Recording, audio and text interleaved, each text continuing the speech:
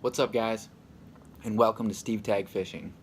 Today we have a heavyweight battle between the Gary Yamamoto Senko and the Yum Dinger. Which one's better? You'll have to watch and see. I want to start off by saying thank you to everybody who has liked and subscribed to my channel. You know, it really truly does mean a lot to me. You know, there's a lot of time and thought process that goes into making, you know, some of these videos. It's nice to see that people like and comment on some of the stuff that, you know, you put out there for people to watch. I feel like a lot of people don't know who I am as a person on this YouTube or social media, so let me start off by introducing myself. I'm Steve. I live in West Michigan with my wife Jess, and we have an 11-month-old baby boy. I do sell real estate full-time, and just kind of playing around with these YouTube videos. Hopefully you guys can take something out of them.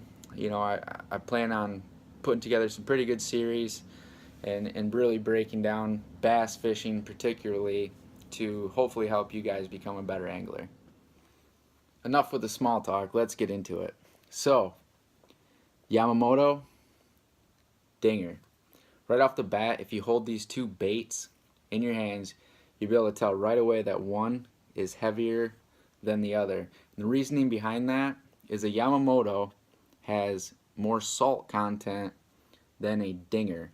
So what that's going to mean is it's pretty important stuff. So what that's going to mean is that a Yamamoto is going to sink faster to the bottom of a lake than a Dinger. And to show you guys this today, I rummaged through our cabinets and found a jug. Now this isn't real lake footage here, but it's going to give you a really good idea on the sink rate between the both. We put them both in the water at the same time. We're going to drop them down, and you're going to get an idea of which one sinks faster. The jug is really about a foot tall, so it's going to be a pretty good idea actually. So whenever I use these baits, I cast them out. I pretty much have a good idea on the time frame that it takes for them to go to the bottom. So we're going to try to get you dialed in with that time frame as well.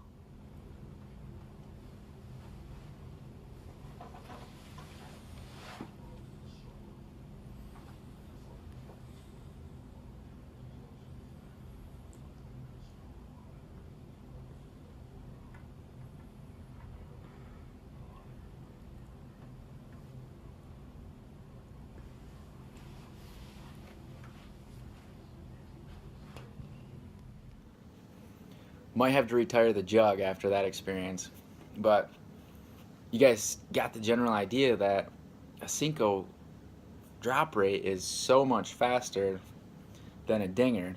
And to me that's so important because if I'm fishing open water 12, 15, 18, 20 feet and I'm using a weightless Senko approach to catch fish that are maybe on the bottom or slightly above the bottom, I don't have time to wait 35, 40 seconds for this bait, the Dinger, to get to the bottom. So in this case, the Senko has my pick all day long. And I think that's a mistake that people do when they use these stick style baits. If they are fishing deeper water, they don't let them sink down long enough to do what they're supposed to do.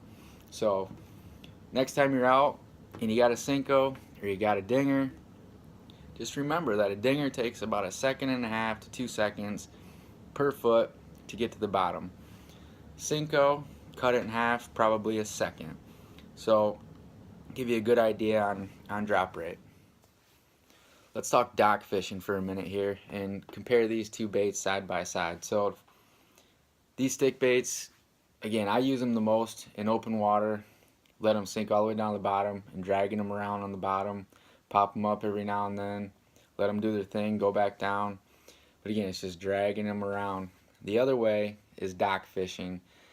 Hands down, there's probably only a handful of baits that you can skip underneath the dock and get those hard to reach places better than a stick bait. And again, I want that drop rate now. So if I'm fishing a dock that's 6 or 7 feet deep, I am skipping a Senko under there because I want it to get down there as fast as possible to cause a reaction strike.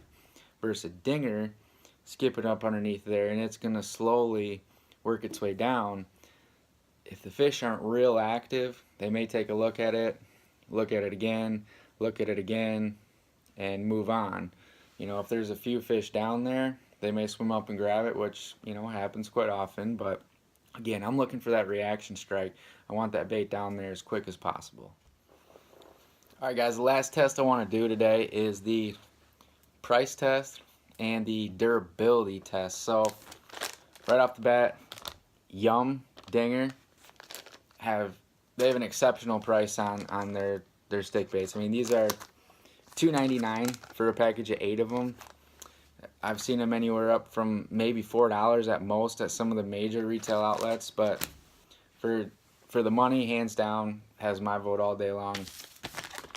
Senkos, on the other hand, these are priced through the roof right now. It seems like, you know, everywhere you go, you're lucky to find a package of these for, you know, less than $7-8. So you do get 2 more stick baits in a package of Yamamoto's, but for the price, you can't go wrong with a Yum Dinger. And the durability comparison, I mean, I'm really pulling on this Dinger, and these are about as durable as it comes. Versus Senko, these break pretty easily. You can see this thing really starting to stretch. So tell me what you guys think. Comment below. Do you go with a Yum Dinger or do you go with a Senko? Let me know. We'll see what people think. The other thing too, if you haven't subscribed to my channel, feel free to click that red button below. Lots of content coming out soon. Next video I'll be uploading is how to fish these baits. What type of rigs do you use, and how to set these baits up and where they're most efficient. So again, like and subscribe. Until next time, thanks for tuning in.